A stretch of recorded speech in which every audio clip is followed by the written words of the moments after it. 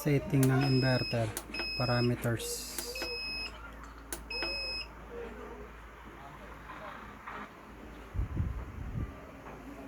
Here we go. Ito na, ma.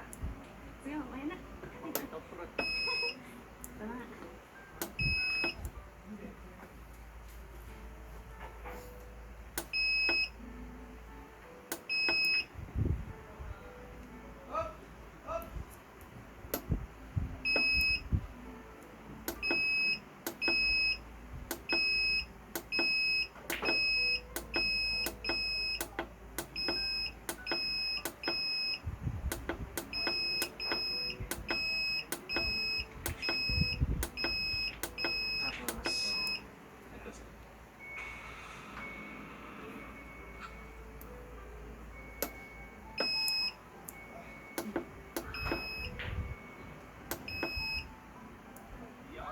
Thank you.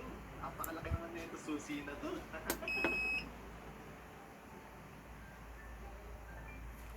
A0 D3 Maraming salamat ha. At E1. salamat syempre una sa lahat. Kung gusto mong mag-charge sa DU, C3. Kung ayaw mo mag-charge sa DU, C0. Para i-change yung C3, 2 seconds press ng function. Pwede mo nang i-change yun.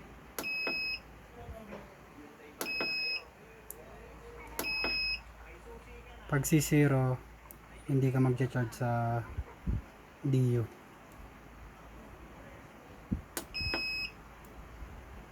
Pag mag-charge ka C1, C2, C3. C1 para mababa lang yung konsumo sa DU. Then E2 14, E3 13.8, E4 12. Yung E4 mamamatay siya pag naabot na yung 12 kung wala kang DU. Happy Art? Reconnect, Yes, hello Grata. transfer to solar, transfer to DU habang lobat yung battery. E7